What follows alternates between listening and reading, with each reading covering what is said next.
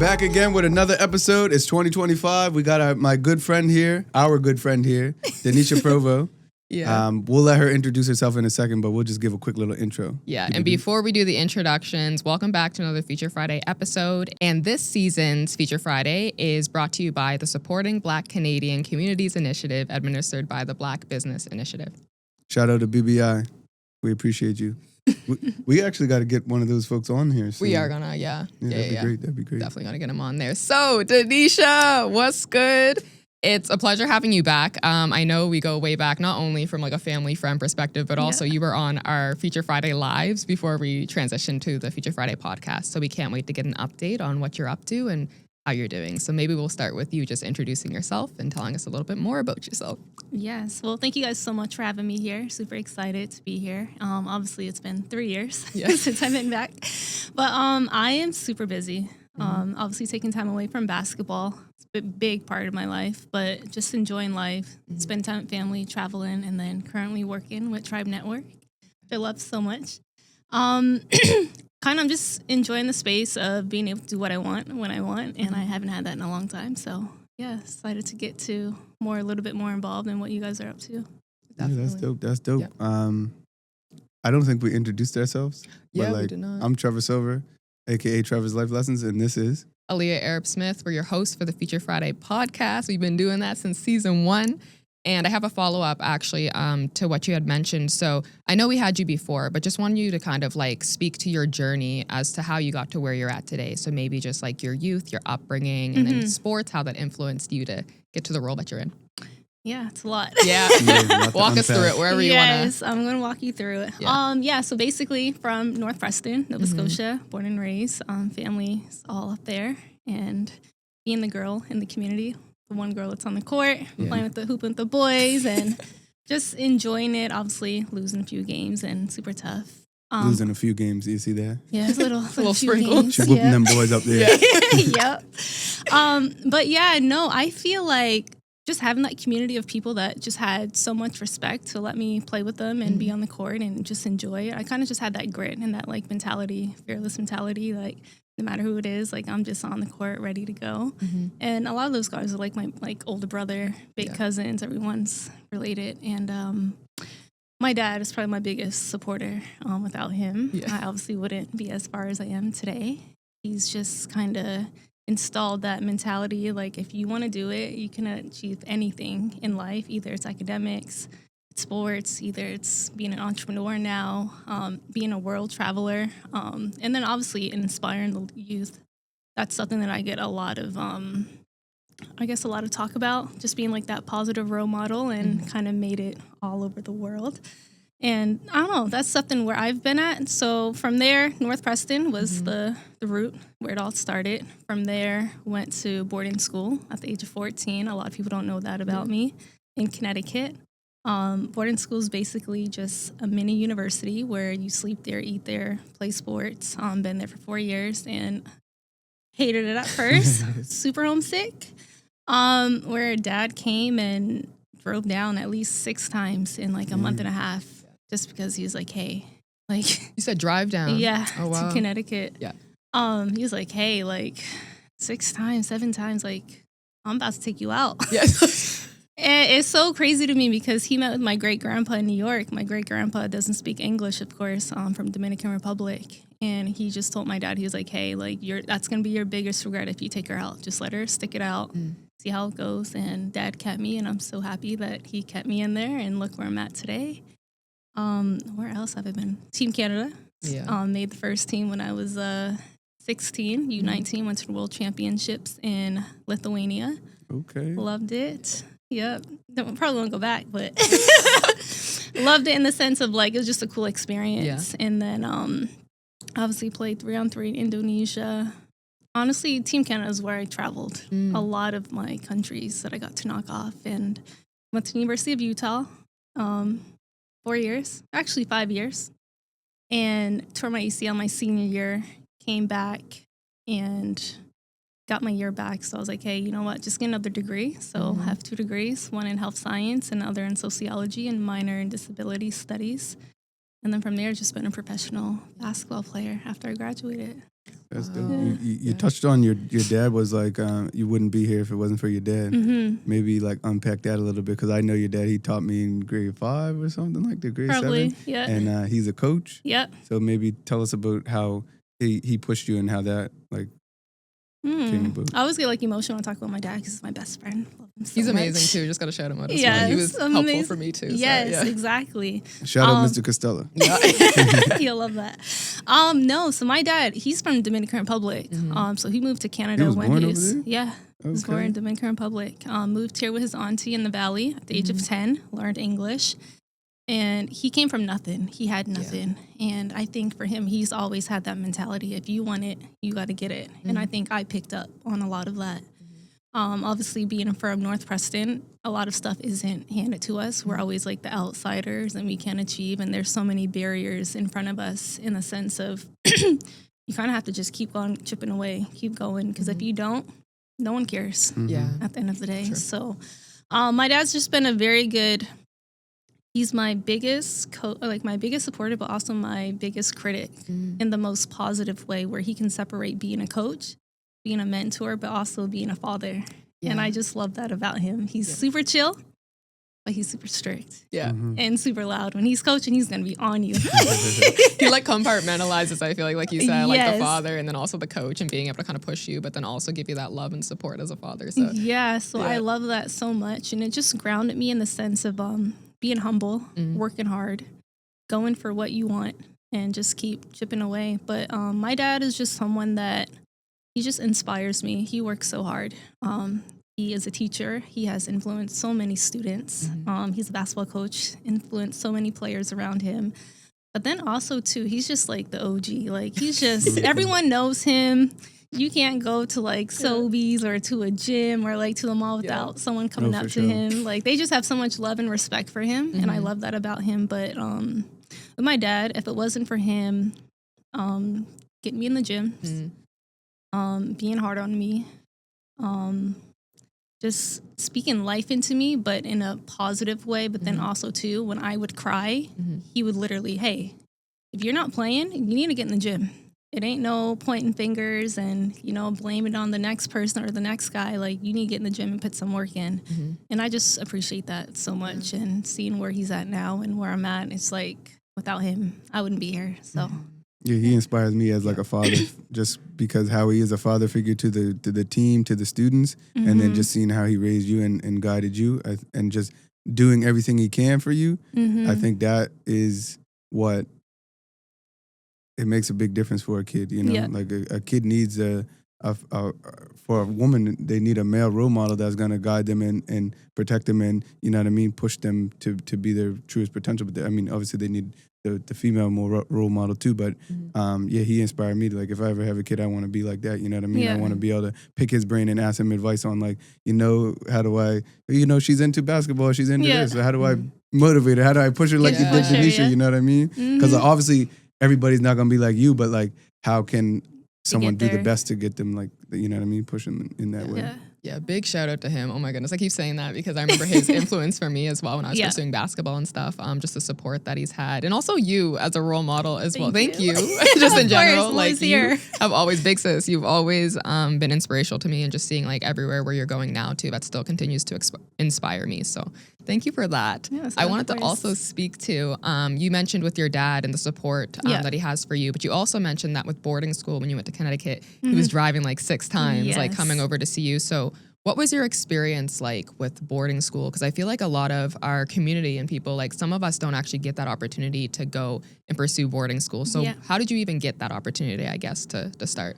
Yeah, a lot of people ask me that. So I'm not sure if you guys know Curtis Coward. Yes. Yeah, okay. I do know. So his daughter went, and then Shylanda Saunders. Oh, yeah. Yeah, so they both actually went to Kenton School. Okay. Played basketball there, and then they think Shy went to Oak Hill, where Lenny went. Yeah. And the coach just happened to be looking for a basketball player. Rachel was graduating, Shy was gone. He was like, hey, is there any more hoopers? And my dad was actually coaching this JC Rockets, which is Justin Coward, God bless his soul, the basketball team or whatever. And Dad and Curtis super close, super cool. And he's like, hey, there's this opportunity. If you're interested, we can get some film down. And we were actually supposed to take 3 girls with us. And looking back at it, in my eyes, like it changed my life forever. Like I would do it in a heartbeat. Like the way that I grew up, the people that I've met all over the world. So Dad's like, hey, this is a cost. We all drive down. You to school, meet the coach. And the other girls backed out. So Dad's like, well, we're still going. You're still going to go get the experience, see if you like it. If you don't, we don't got to do it. But let's just go see it, meet the coach. Yeah. And I literally fell in love with the campus, which is super hard. Like, basically Dad, but just 10 times worse. But it's because he's seen so much potential in me that it's like, hey, I want the best for you. I know the potential you can have. So, like, let me help you. And I started off to Coach Walton. He's just an amazing person. And once I got there, it was just like university. Very strict. Went to school Monday, Tuesday, half day on Wednesday, Thursday, Friday, half day on Saturday. So it's basically... You remember the schedule too. Education is like top tier. So you guys know Family Guy. Yeah. So the creator of Family Guy actually graduated from my high school. Okay. So S2E is actually was our headmaster when I was there. And I had no idea until I researched. So if you look it up, went to Kent School. And then Liam Neeson from Taken. I don't know. You know? Seen Taken? No. Yeah, I've seen. When they like kidnap the daughter. Yeah. So his son went to my school. He always comes back for revenge. Yes, exactly. Exactly. I gotta look at this now. Yeah, you gotta look it up. Literally, always. But there's just a lot of like high class students that would be at my school. So for me, I'm lucky. My dad's like his love for me is everything. But a lot of these students, they had a lot of issues. Their parents have so much money. They're busy all the time. They're actors and musicians and CEOs and everything. So they didn't really get the time with their parents. So their parents had so much money where they would just send their students to boarding school and, hey, figure it out. So in that sense, it's tough. Obviously, being my dad, a single father, like it wasn't easy to like provide and to send me, but he just did whatever he needed to do. Either it was like a side job, either it's at the flea market, either it's like he's just trying to find a way. So to see that like my dad is working so hard to like provide this for me, I just need to go all out for him. So obviously being at boarding school, no families around, but you have like a dorm parent, you have study hall, you have an essay at least once a week, you have an exam once. Literally. Crazy. I never did one essay till I got to grade 12. It is. I mean, you know. Yeah, I went to Ontario, and that's another thing. I didn't want to cut you off, but I feel like that's also like, I can't remember exactly how my process went. I'll have to think about that deeply, but I feel like your journey was definitely inspiration as well to kind of like pursue and go to boarding school. And it's definitely, it is intense because it's like, it's so different too, because there's like a level of like strictness and discipline that you have to follow, and like you can't slack off. No, because if you slack off, you're getting sent back. That's where you home. get that you're from. going home. You know, like that keenness from. Yeah, that's her. Yeah, you will get sent home. So like, and that would happen a lot. Like we had some athletes that were excelling in school and excelling in this and that, but then like you can't only excel in school, you got to excel on the court. You got to get extra reps in. Like you get no sleep.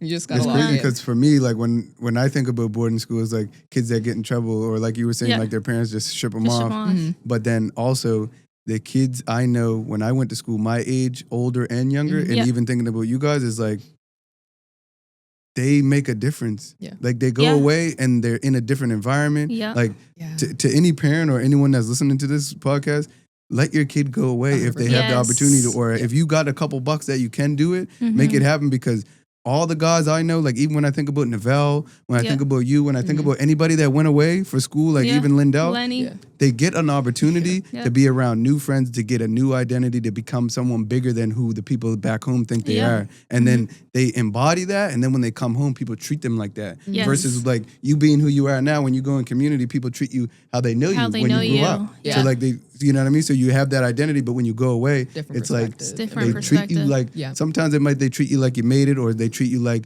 you're somebody, and then you embody that somebody. So then you actually become somebody, versus like when we're here, I find we become small, or we become what we see.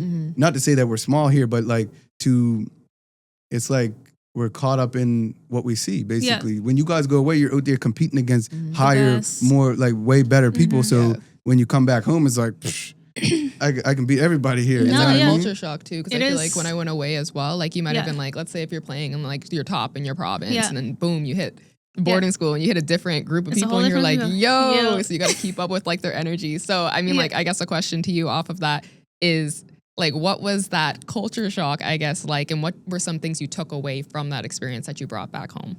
Yeah. So I definitely grew up Mhm. a lot sooner in the sense of time management. Yeah. Obviously, being an athlete, you got to know grades matter. They do. Your playing time matters. Yeah. Yeah, you're on the team, but like, how much am I really playing? And Yeah. it's like, I want to go on and play professionally, or I want to go on and play university. Mhm. What am I doing to separate myself? So you need that mentality. And if it's not installed in you, I'm sorry, honey, but It's not good. it's not gonna be in it. And that's why right now with like the girls that I tend to work with, the younger girls, middle school age, it's enough time to actually change their mentality, I would say. But when you get to high school, it's kind of, you're already who you are. Yeah. Like you are who you are. And I that's, think that's so true. And I said it before, is like, it's easier to raise principled children yeah. than it is to like fix broken adults. Yeah. And I think it's important to reach them when they're younger, Younger. because if you don't, then they're going to be floating around after high school. It's like not knowing what they want to do, et Yep. cetera, et cetera. Yes, definitely. You talked about you having a program now to reach the Yes. youth now. Yeah. What are some of the tools or some of the skills that you try to install in them? Because when you said like the if it's not installed in them, then you know what I mean? Yeah. It's like, what do you feel like are some of the things that have been installed in you that allowed you to like be so laser focused Yeah. to succeed? And then how do you like translate that from yourself into someone else? Yeah, so I think for me, I am just a natural like nurturer. Like Period. I'm very soft. Like I am very like, I mean well, I am genuine. I want the best for you. But if I see that you actually have potential, like I can switch like my dad. Not as that intense, but like in a good way, like, hey, like I need you to pick it up. Like I'm gonna call you out. Yeah. And I think at that age, if I can call you out at the age, I would say 9 to 14, and you can actually switch it a little bit, and I can see, now I know you have another notch. Yeah. So if you can keep turning that notch, like you're just going to keep getting better. Either it's academics, because a lot of us are smart. Definitely as a young woman, we are very smart. Like look at yourself. We got to tap into it. You got to tap into. You got Ariel, we got Ashley Hill. Like we're doing amazing things. Like what more can you ask for? But obviously, just education is the key. Being able to have a community of young girls that support each other and have fun. I know, like in the girls, how they are. You can be judgmental in a sense, like you know, like why does she shoot like that, or why does she dribble like that, or like just why her form like that? Why is her form? So it's like we're gonna have fun, but we're not gonna make fun of each other. We're gonna be here. We're here to work. We're gonna build each other up, and we're also gonna have conversations outside the court. But then the last big thing that I have is the New York trip. I think did you get to go to the New York trip? You didn't. I don't know. I don't think you did. No. Yeah, that's another big highlight, which my dad and Ian has been doing for years. Why do I feel like I'm blanking? No, I don't think I did. I don't think you did. I'm tripping. If I did, rip. I'll have to like reflux. Yeah. For the New York trip, that's just something that we do every year. So we take, the last 2 years, we have taken 24 girls to New York, 2 teams. Teams of 12. We take them to the Nike Rose Classic. We take them to Loomis, which is my rival boarding school, which I know the coach very well, where we get to view the boarding school campus and what it's like, and we get a tour and all this. And then we stay in Brooklyn, New York, which is amazing. It's like, we get to be in Brooklyn. Like, a lot of these opportunities they would never get. Yeah. And then, mind you, we went to the WNBA game where New York Liberty played aces, so like Asia Wilson and Kelsey Plum, and I think the Liberty won championship last year. So just being able to see that, but then it's also like who's at these games. So it happened to be Fashion Week, New York Fashion Week. So like Steph Curry was there, Klay Thompson was there, the gymnastics girl, Childs. Simone Biles? No, Childs. No, it's a different. Oh, I forgot her name. The Olympians were there, and the facial expression and like the impact that I had on them each year, it's like, wow, like basketball takes me places. And it's not all about basketball. It's like, hey, this is basketball. This is a tool to get you to where you want to be, either to a university, either it's to getting you in rooms that you don't expect to be. And it's also travel. Yeah. What's really out there. And it's also, you might be the best here. Yeah. But when you go to New York, it's like a whole It's a whole different, nother ball game. it's a whole nother ball For game. sure. Yeah. And they just love it. Like, Yeah. they love it. And it challenged because normally they go back home, their parents calling me, hey, like, so-and-so's in the gym. Yeah. Like, thank you so much. And for Yeah. me, like, that just melts my heart. That if I can impact you Yeah. and impact so many young girls, like, that is my only goal. Like, I just love what I do. But Keep that push going. You know what I mean? I Yeah. think that's very, very important because it just goes back to like getting out there, traveling, Yeah. seeing other Mhm. places. Like you go away to New York and then you come back fired up, ready to Fired up. grind. You know. mm-hmm. So Yeah, back now to that you- question. Yeah, you said you was So not a like you sport guys person. are ballers. I'm not Yeah. a baller. I'm not into sports at all. But so from your guys' perspective, is like, how do you guys find and like basketball translates to the real world, and then maybe how the real world can translate to basketball, and Okay. maybe from both of your guys' Yeah. perspectives. You So, can go. You want me to go? Yeah. Basketball translating to the real world and real world to basketball.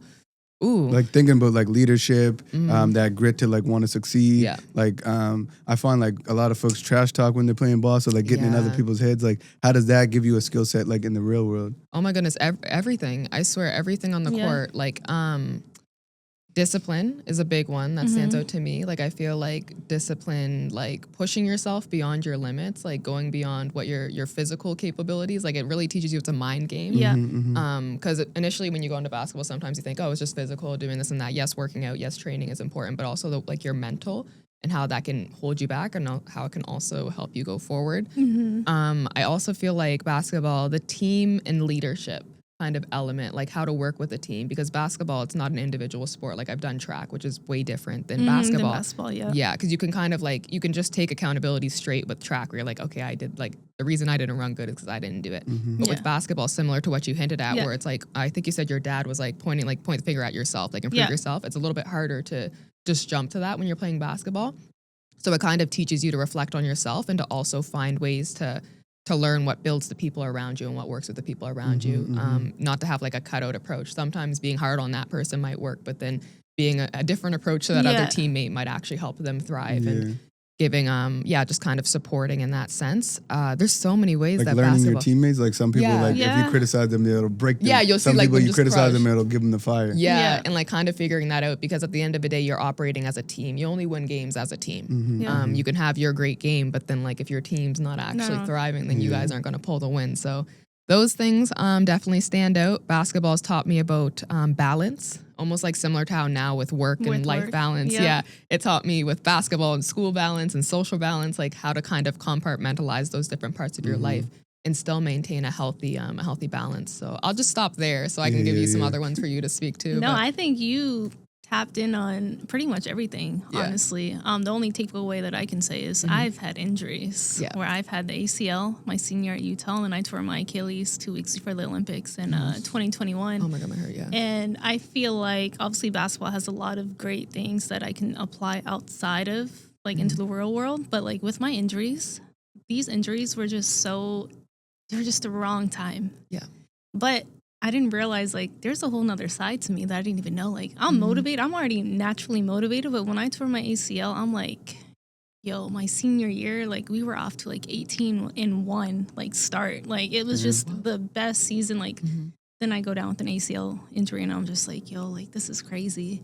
But thankfully, obviously, I'm very locked in with my faith. And once I just locked in with that, I'm like, hey, what's the benefit outside of this? And the benefit was I came out with another degree. Yeah. I get another year with my teammates and my coaches. The university's amazing. The fans are amazing. And then it's also, too, with my Achilles. That's partly, a lot of people don't know this, but when I tore my Achilles, that's partly the time when I started my academy, where I wrote a 40-page business plan of, what do I want to do after? Like what makes me happy? And I developed a plan where it's like, I went to the States for about a week and I just sat with myself like, hey, what do I want to do? And that whole week, actually, it was during Peace Tournament. I didn't want to be here for Peace Tournament. So I was like, it's just so much going on. Yeah. But I was like, I just need to get away. Yeah. I need to take care of myself. My mental, obviously your mental is it's not where it needs to be. Yeah. And that's kind of what inspired me was my Achilles Academy. You spoke to that about me. I mean, you spoke that to me, I think the last time I seen you, about how that moment. Yeah. Yeah, it's just interesting. like, it just touched me in so many ways because I'm just like, yo, my life is always on go. You guys know me. Oh yeah. You have me on Snap, you have me on Instagram. It's like, wait, where's D at now? She'd be on a ski hill. And I'll stuff. be on a I'm like, ski hill. I'll be in Europe. I'm in China. I'm in Australia. Like, I'm just always somewhere. And like, without those injuries made me pause. Like, hey, who are you outside of basketball? And that's why, like, my transition of taking a year off, I still have an identity. And a lot of athletes struggle with that because they're so used to just being that athlete, that basketball player, that football player. Like, for me, it's like, yeah, I'm good at basketball, but like, I am an even better person. Like, I've been all over the world. Even when I was in China, I worked with Chinese students where I was helping them with English, and I actually worked at a basketball academy in China with like, I want to say at least 100 young students, and they did not speak the language. Like, so it's like, wow, like even me not being able to speak Chinese, it was very much of like, they still knew I was a good person. They could feel my energy. Same thing with the managers on the team that I played for. They literally sat in my room for an hour and a half and translate it and write a letter in English just because of how much I impacted them. And that's without speaking no Chinese at all. And I'm just so like, cute. Yo, you have a good heart. So I think the injuries kind of helped me like pause, but like, who am I? And like, what do I stand for? Like, if basketball is the end today, am I a good person? Do I respect others? How do I see my life? And I'm like very thankful for that. I'm so glad that she mentioned that too, because even for myself, when I stepped back from basketball, that was like the biggest challenge was kind of like having basketball defining like your entire life for so much time. And I had a different one where it wasn't an injury, but I mentally burnt out. I'm gonna be honest. I just burnt out at one point. And kind of like redefining like, oh, I can do more than just that. There's other ways that I can leave an impact. And it goes back to your first point of almost having basketball as a vessel for opportunity. So using it as a way to get yourself that travel and to get those experiences, to meet those people and not letting it just define you as just that. So I'm glad that you touched on that because that's something I definitely relate to. And you're doing amazing things. Yeah, so that's But back to that. I feel like for us, we're very much the same. That's what I'm like. Basketball players, but then we're even better people outside of basketball. But honestly, I think it's, you went to boarding school. I went to boarding school. We weren't just basketball players. We were basketball players, but our academics mattered. We were around people from all over the world. Like for me, if I got a bad grade, like I am crying. I am stressed. I'm like calling dad. I'm like, Dad, I don't know what to do. I don't know. Like this is embarrassing. Like me getting a bad grade was embarrassing. But I feel like today's world, like getting a bad grade is cool. It's and like I don't like that. But boarding school taught us. Not so smart people like y'all. Like, but I mean, it's like subjective too, you know? Like some people, like for me, I was like A's was like my thing. But for some people, it might be B's that are like your standard. So it's like setting that standard of what's like a really good. And sometimes it's the teacher. Sometimes it's the parent. Sometimes it's the friend in your class that'll push you.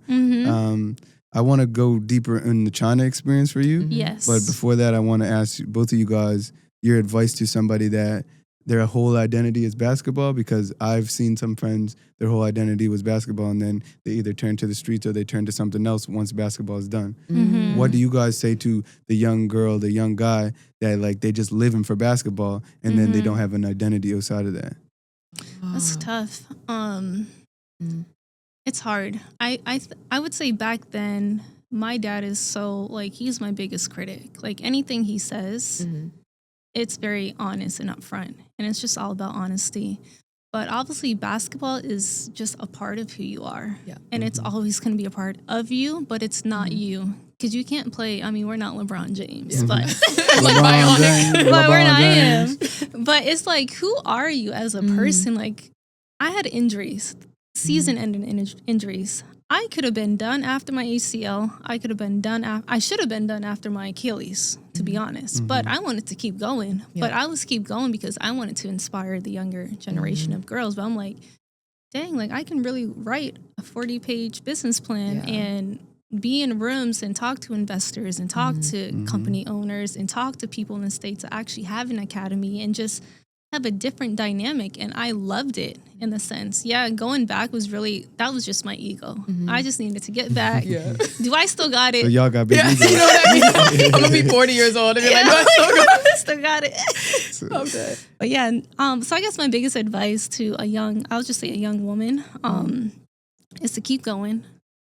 keep your, like, academics is everything. It doesn't matter what job, Yeah. what career, your grades and your academics and who you are as a person. Yeah. And guard your reputation with everything you have, because once you lose that, it is so hard to get back. So, like, that's my biggest advice that I can say. What you made me think about is like the Mamba mentality and just like taking the mentality that you have in basketball and taking it to other places in your life and just realizing like basketball is not everything, but figuring out who you are outside of basketball. Outside of basketball, yeah. That's how I think. And another piece of advice, you covered that beautifully. And the other part that I just wanted to mention as well is, how do I word this?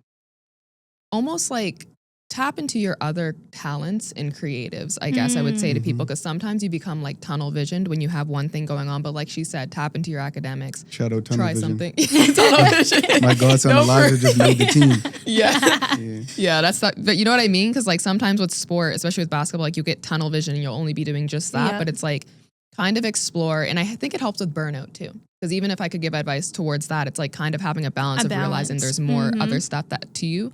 You know, so I think that's really important. And also recognizing that you're the one at the end of the day that got to live with yourself. Yeah. So making decisions, regardless of how people choose to put you into a box, make that decision that you feel like is best for you.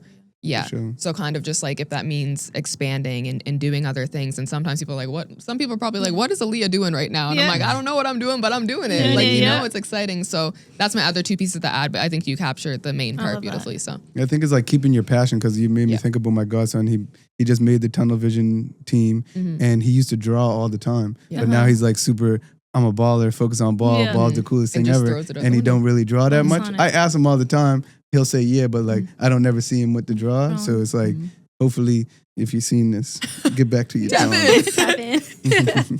No, that's true. But I think too, like with my injuries, it just forced you to figure out when I was going, I can't play basketball for like a year. It's like, what? So I was in the Word. I was coloring, I was drawing, I was writing.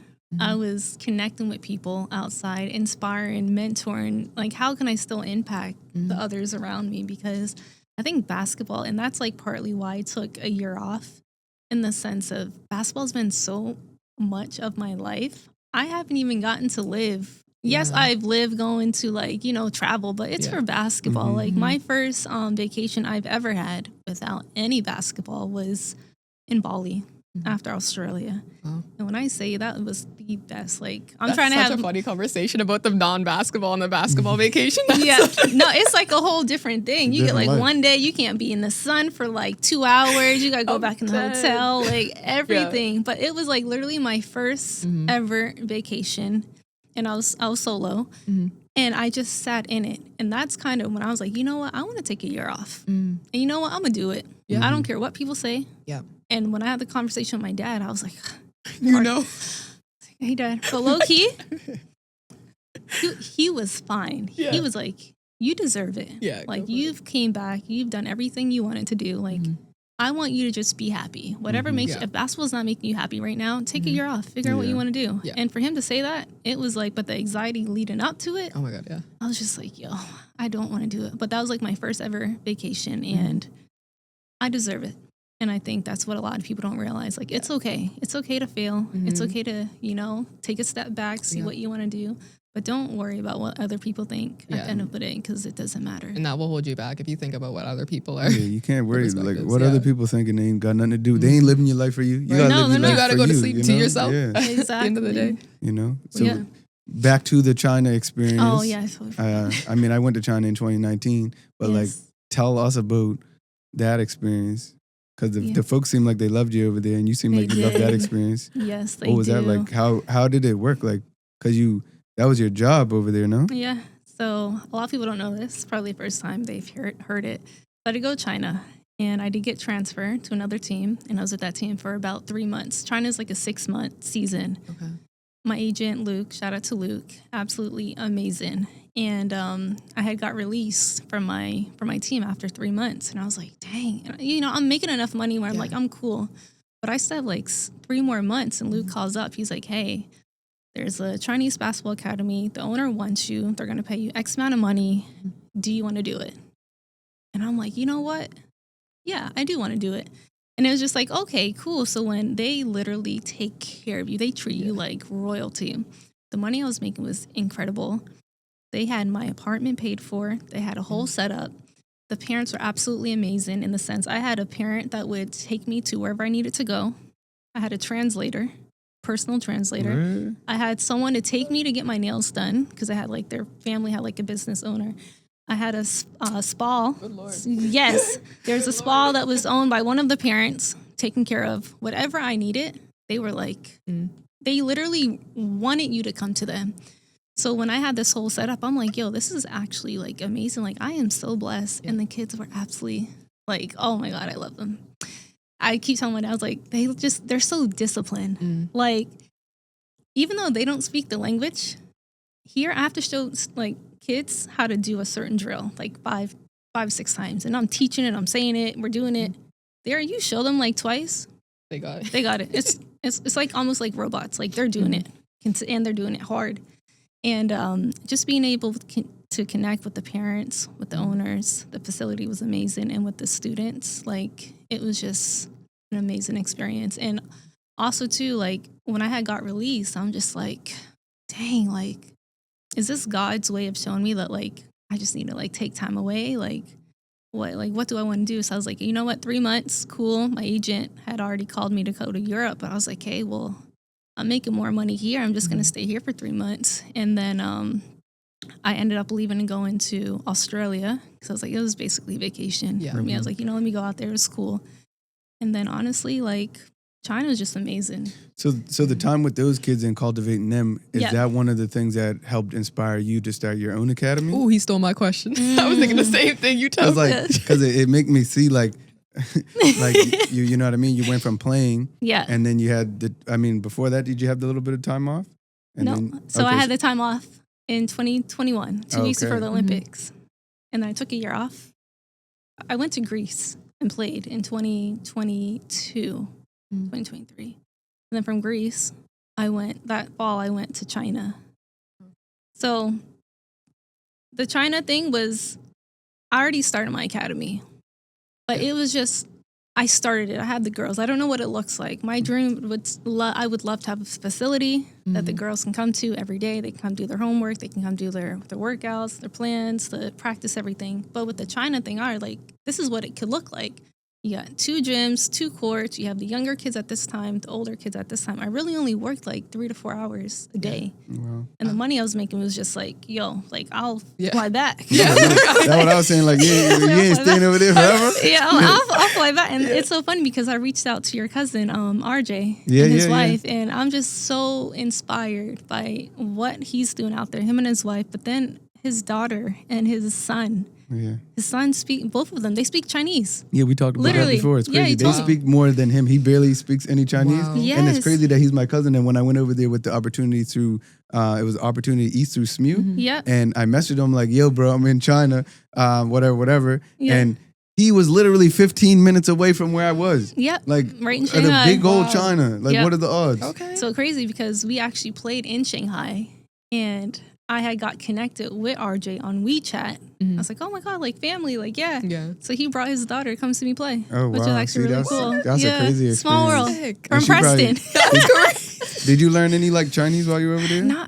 Kinda. When I was there, it's cool. Ni but hao. Ni hao and xie, which is like, thank you. And that's it. Yeah. It's she had the translator. I had a translator. And low key, love my translator. Yeah. She actually came to Toronto this past for Caravana. Oh, wow. Because when you're with someone like so much, she's so cool. Like, so cool. Just fun. Literally, like, she's my best friend. Like, yay. Like, she spoke English. So but she was the only person that spoke English that was with me at the academy. So it's like, when I spoke English, it was with her, or it was when I called home for FaceTime. No one spoke English, not even the owner. So she's like literally everywhere with me. So she's like, hey, like, I want to come to Canada. I was like, all right, well, you might as well just come to Caravana because that's the time to come because, it's popping. Did you hook her up? Nah, I didn't hook her up. I didn't hook her up.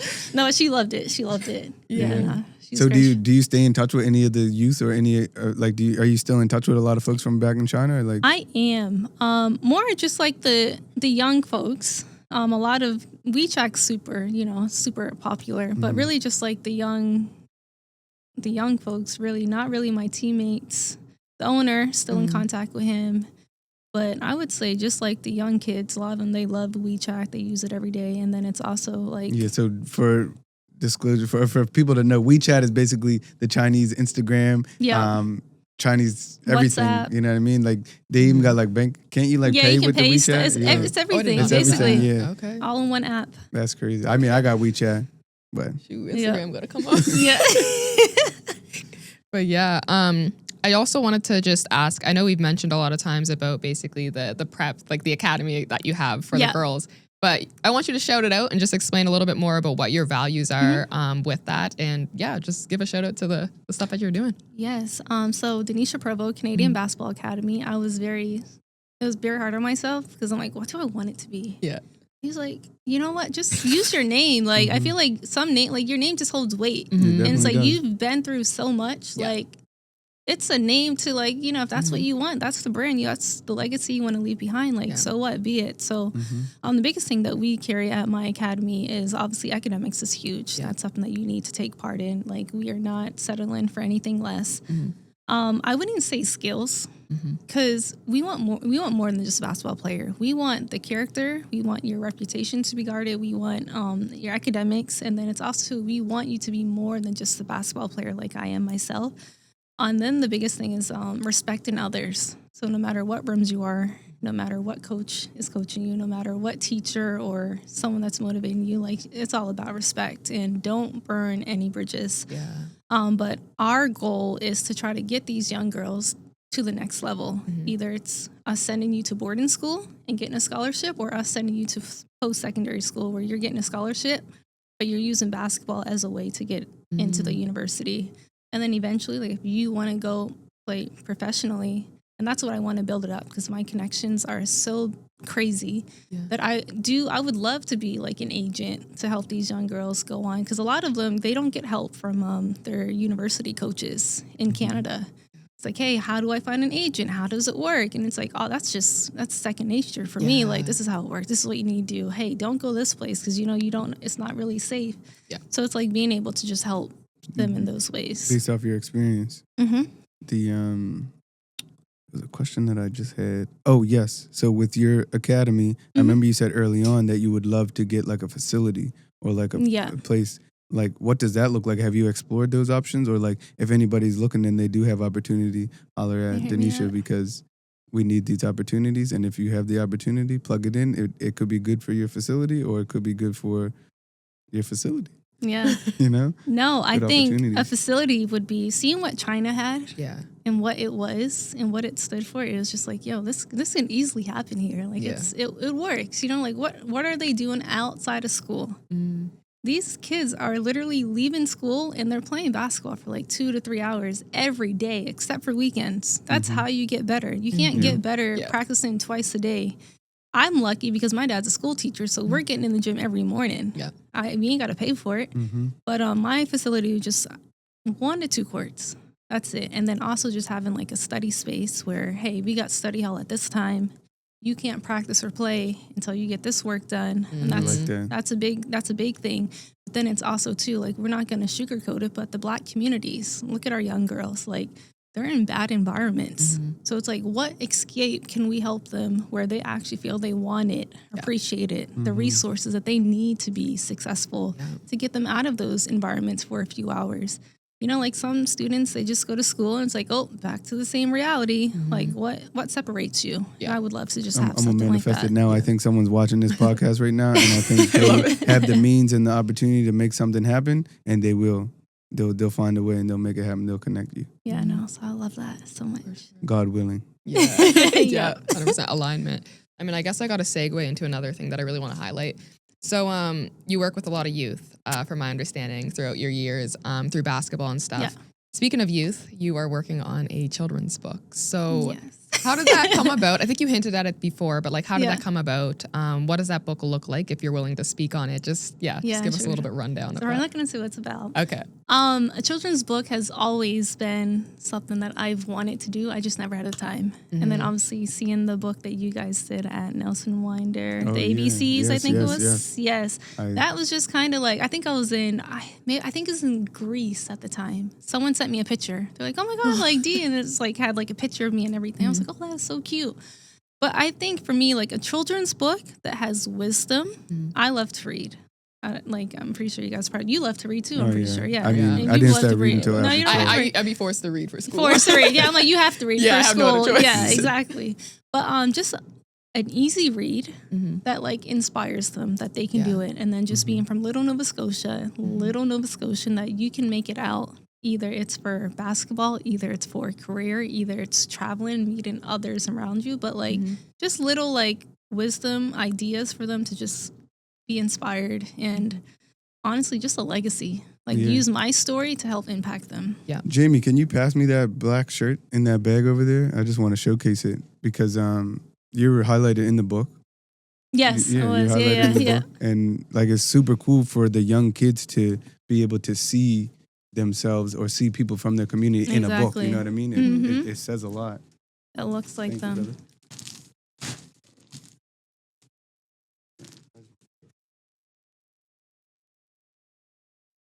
You, yeah, that's it. Yeah, that's the book. Yep. Of North Preston. I love this it. is my personal shirt. So but it's all the kids that help contribute to the book and the artwork. They're on the back, their names, and then one of the kids, they all did artwork, and then we curated at Delmore Buddy Day. We curated how the book would be and how it would be put in. Cool. And Danica Willis, shout out to her. She did a lot of the graphics, and she helped with the layout and everything. She did like the whole. She's amazing. The whole book. Yeah. She's my logo. She does my logo. She does the market. Oh my God, I love it. So to me, like this is a work of art. Like I want to get this printed and put it on my wall because it's such a like Nelson Winder, North Preston type of view. Exactly, you know? and it's impactful too. Like who would have thought that these students can come together and make a book for the ABCs? And shout out to Miss Ann. Yeah, she's the one that I'm pretty sure she's the one that spearheaded it. And like if it wasn't for her, the book wouldn't have been made. And it was also during like the COVID times too. Yeah. Yeah, no, I love that so much. But yeah, that's kind of what inspired me to have a book, and then hopefully one day I'll have a book about my life story and everything. You're gonna have to double back. Oh yeah, definitely. That's where you start. Like you start with one, then you make. You know what I mean? You build it up, and it's like it's not a hopefully thing. It's a thing that you're gonna do for sure because it's like why would you not? Yeah, why would I not? What I mean? You know, 100%. Go big, go home. Yeah, no, for sure. Go big, go home. And you've been speaking a lot about like the youth and the work you do there, and then also there's a theme of community. So I know that you're working with Tribe currently. So what's your role at Tribe, and what does that work look like? Yeah, so basically I am here with community engagement lead. Alfred hired me. He used to joke around like maybe about a year or two ago. He's like, hey, Dee, like if you want a job or if you're ready, you know, you don't know what job you want, like we have one here for you. And, you know, it was a joke. So it's like when I actually like considered like taking time off, I was like, hey, let me just hit Alfred up and see if I can double back real quick. And that's why I say you don't burn bridges. I'm not gonna be like, no, I'll be like, hey, like when I'm done. But they're amazing. It is an amazing environment with the people that I work with. I love working with them every day. They all look like me, and obviously being in the communities in the high schools, I work with high school students. So basically, I influence high school students to think about entrepreneurship and what tools can we give to you guys to help you be successful. My goal, like what I know now, I would love to be a business owner before 30. Like I would love, I don't want to work a 9 to 5. I just want to make my own schedule and use your talents and make a business and get paid for it, similar to your nephew or your little cousin with drawing. Yeah. You love to draw, get paid for it. You can sell it. You know, it's so easy. Yeah. But it's like, how can we help our people, our young people, the Blacks to the Indigenous to the African Nova Scotians? How can we invite you guys to be an entrepreneur, and how can we give you the tools that you need to be successful? We get told no a lot. In my basketball career, probably you at school, probably you at your clothing brand. 100%. You know, so it's like, how can we work together? And that's what Tribe is. It's like, hey, you have an idea, come see us. Yeah. All right, you need help. All right, we're going to connect you with a mentor or a coach that they're being paid for. You don't have to pay for it. Yeah. You have an idea, you can come to our office, sit, you know? And it's even important because Alfred, he even told me to like come check him out and, you know, let him know some ideas that I have. But like sometimes I'm thinking like, okay, no, I got to wait till I'm ready. No. And it's like anyone listening is like, you don't have to wait till you're ready. The idea, you might already have it. And it's important for you to translate it or tell somebody about it because, I mean, don't tell the people that you might know that are going to discourage you, but tell the people that you know, like, that are in the position to help you and they're able to encourage you and push you in and be like, hey, that's a good idea because 100% of ideas are good ideas. You just got to figure out how to execute them. Yeah, and that's all it takes. And for me, like, I'm going to shout out to Mr. Hill, Ashley's dad. He's partly of the reason why I started the academy.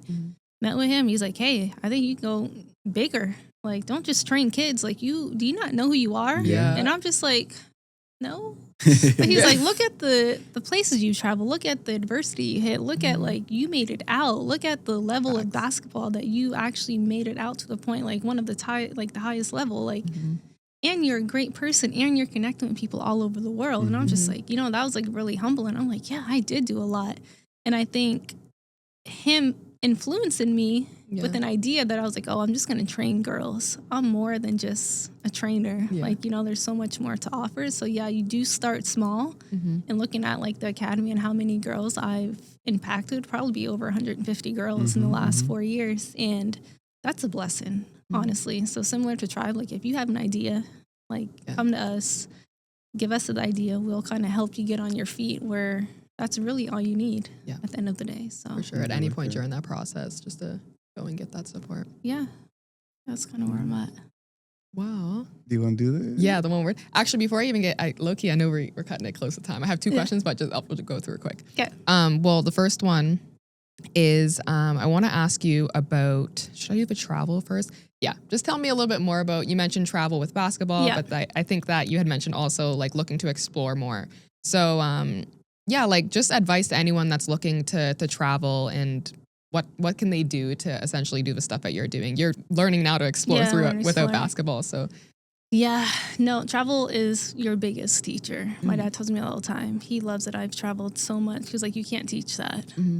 Being able to embrace, obviously being at boarding school, I've been around so many people from so many different countries. So when I was with Team Canada or I'm playing professionally, a lot of the countries I've played in, it's like friends from Kent, like my boarding school that would actually come and watch me play. So I love that idea. But traveling with the food, the people that you meet, sightseeing, absolutely. Like I would say Greece and Bali has the best sightseeing and the best sunsets. Oh, really? Like, wow. Yes. Bali's probably my top right now.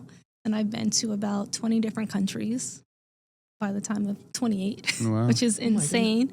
But yeah, I would just say travel the biggest advice is I would rather save up money and travel than save up and stay in little Nova Scotia. If I can just go, and I'm talking about travel and not to Jamaica, not to Dominican Republic, like to Europe, you know, to Asia, to some to real Africa. deal places that are opportunity making. Anytime I travel to like China or anywhere outside of not going for vacation, the money always came back in dividends. Like it comes back. Like you spend a couple grand to go to China, the ideas and the people that you meet and the things that happen, it comes back. It might not be financial, but it comes back. It comes back. You inspire them. Literally. And Bali is like everyone. I want to have my 30th there next year, so y'all invited. All right. No, at Bali, it's expensive to get there. Yeah, but it is so cheap when you're there. When you're there.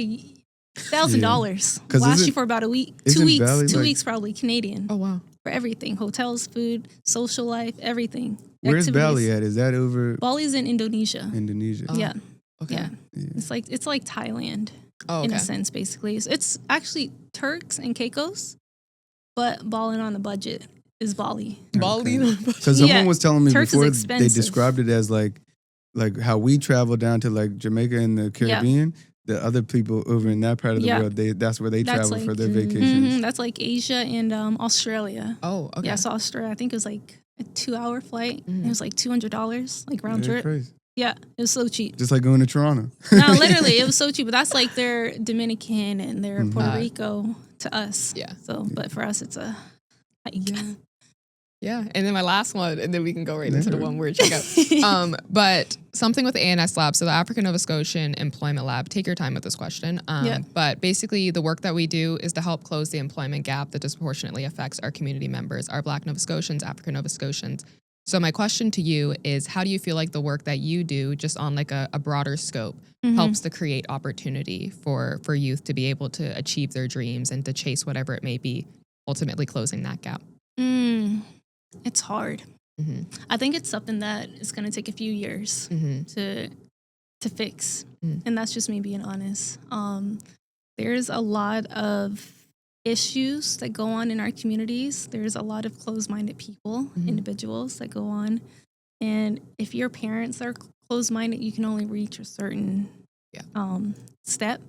But I feel like us to fix it, I'm not going to blame the parents. I'm not going to blame the environment. It's all about who you are as a person. We got social media, we got Instagram, we got the internet, we got chat GBT. Yeah, opportunity. You can figure it out. You know, you got to take, there's opportunities out there. It's just how bad do you want it?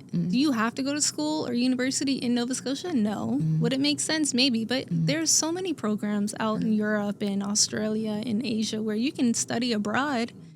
And they're actually paying your like a full-time scholarship for you. You don't have to stay here. You staying here, you're just going to fall in the same cycle. And it's nothing wrong about staying here because I'm a big families person. But what I've accomplished outside of Nova Scotia is totally different than what I would have accomplished here. You know, so it's like, how 100%. Far do I want to go? But I love that.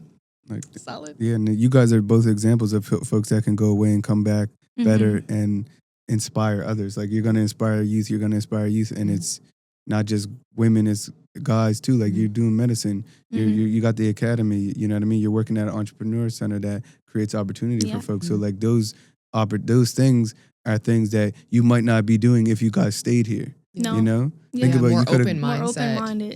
Yeah, so it's like, and our dads. Oh, 100%. Honestly. I think our shout dads. Out to you. Shout out to you too, Papa. Shout out to your dads. Shout out to both your dads. Yeah, 100%. Yeah, and shout out Mama too.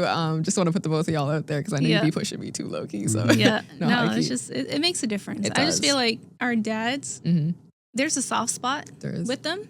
Moms are gonna be hard on you. They're gonna be hard. They don't care. They're gonna hurt your feelings. They don't care. But dads, it's like they're gonna be hard on you, but they're gonna kind of like meet you because you're you know, you're their little princess. You know, like it's just like they're hard, but they're also gonna like be enough where you can kind of like take a step back and figure it out. And like they're also gonna give you the torch to actually figure it out and the tools that you need.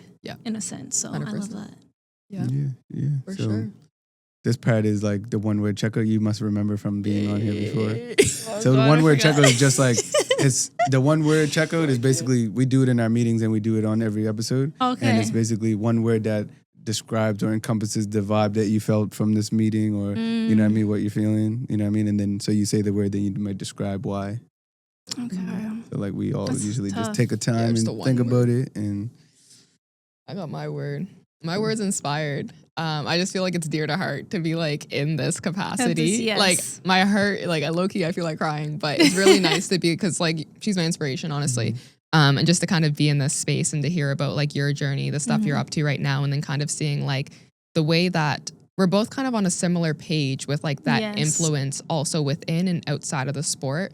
So I'm just really inspired today, and I'm glad that you came on the podcast. I love that. Yeah, I like it. You want me I'll to go let now? you go. I'm still thinking of my word. You got me stumped. I'm trying. So I think for me, it's community. The reason I say that is obviously our communities in Nova Scotia, we're all close-knit. Like, we love our people, we support our people, we inspire our people. And obviously we're cousins, we're family, we're all cousins. So I just love the community and who we are and how we're inspiring others around us.